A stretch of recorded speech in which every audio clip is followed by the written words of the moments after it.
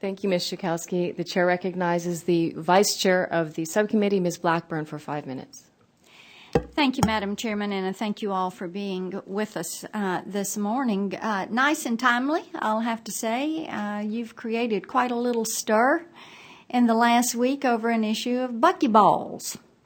And I would just like to ask, Madam Chairman, how it is that you've taken such a hardline stance against Buckyballs. And I tell you why, reading all this and looking at it after the information came out, and having 2 grandchildren, one that just turned 4 and one that just turned 3.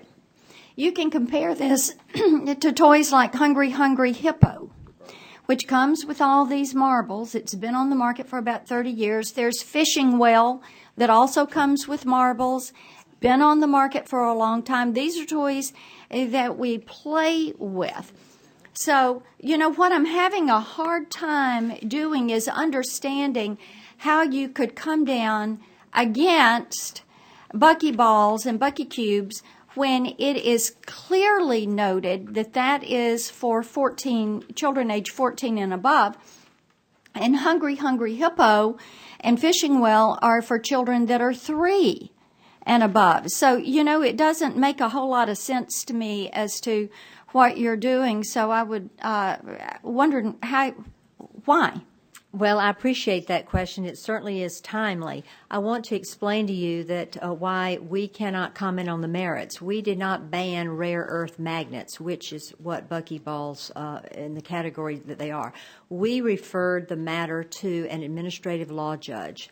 That administrative law judge. I'm going to stop you right there, if I may, please, ma'am. You made the decision. You made the decision to go ahead with a recall, didn't you? No, we did not. We made the decision to refer the matter to an administrative law judge.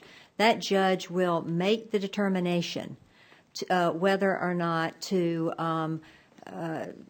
what to do with the product. And okay, what caused you to make that decision? We as members of Congress have the right to ask you that question. Well, we will be the appellate body if the administrative law judge's all right, then let's talk about the administrative law judge. I just want to lay the groundwork why I can't really get into the merits, because we will be the appellate judges, so to speak.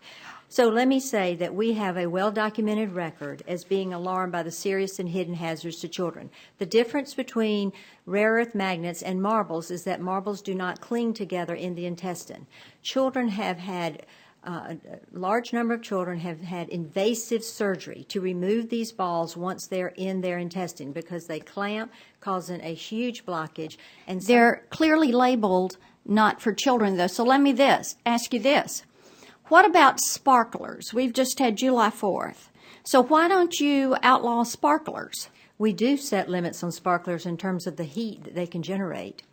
Well, and so we do, have rules. But you have injuries. You don't issue recalls. You don't turn it over to what about?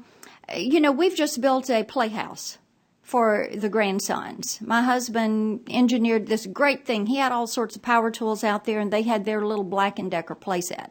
What about power tools? There are a number of hazards in the marketplace. That is why the Consumer Product Safety Commission exists. Okay, what about alcoholic beverages? There's always, you've there got. Certainly are. There certainly are. You've always got these alcohol poisoning cases and things of that nature. So let me go back to this administrative law judge. So CPSC does not have an administrative law judge, correct?